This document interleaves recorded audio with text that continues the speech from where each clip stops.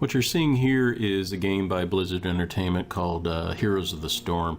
And I'm showing you this because I want to show you kind of the next kind of a shot that I plan on working on. We're at the character selection screen here, and here I've chosen Sylvanas. Right here, that's the animation I want to do next. Okay, so if we pop back here, just as an example, this is kind of the reference. This would be her starting pose.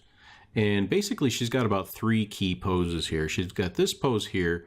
Then what she does is she swings all the way to screen right.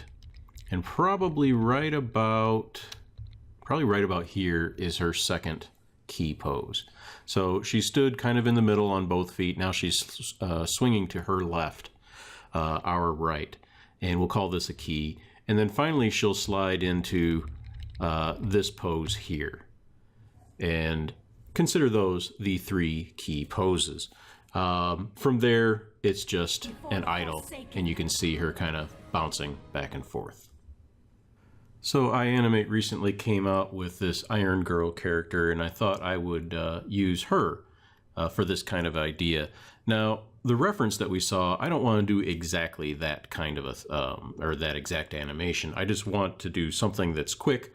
For example, when the player hits the ready button, that this character animates and is ready to fight.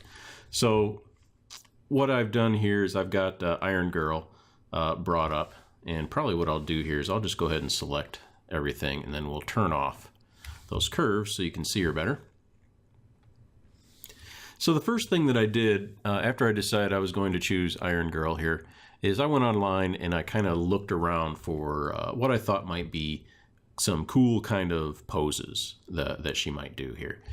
And once I did that, I found those poses. Then I kind of sketched out my own maybe improvements, or maybe I didn't find exactly the kind of pose that I wanted, and I just maybe improved them or made them more for what I plan to do here. And I came up with 4 poses that I think will work out okay here. So I've got this kind of starting pose here. And then I have her move to this crouch, and then she jumps up in the air.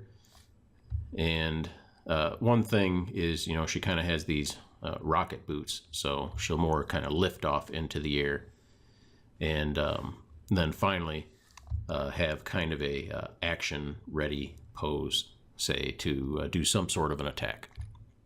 One thing that I do want to show from this pose to this pose is I want to do kind of a spin here in the air. So never mind her head.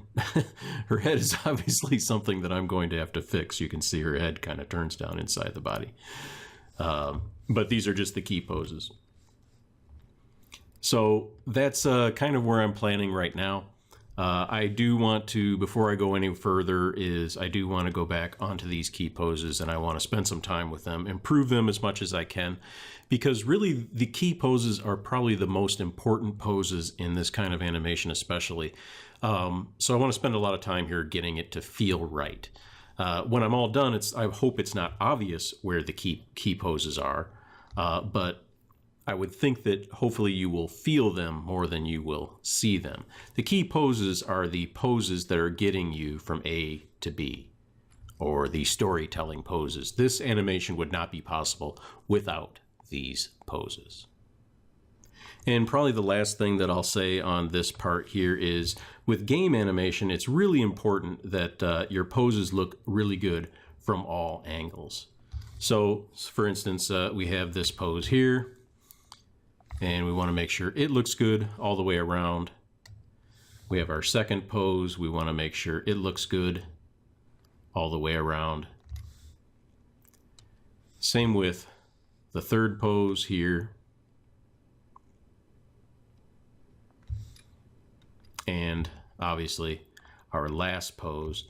Now I will be playing it towards the camera, probably facing something like this, but most games allow the player to manipulate the camera around the player, or around the player character. So that's why you want the pose to look good from every angle.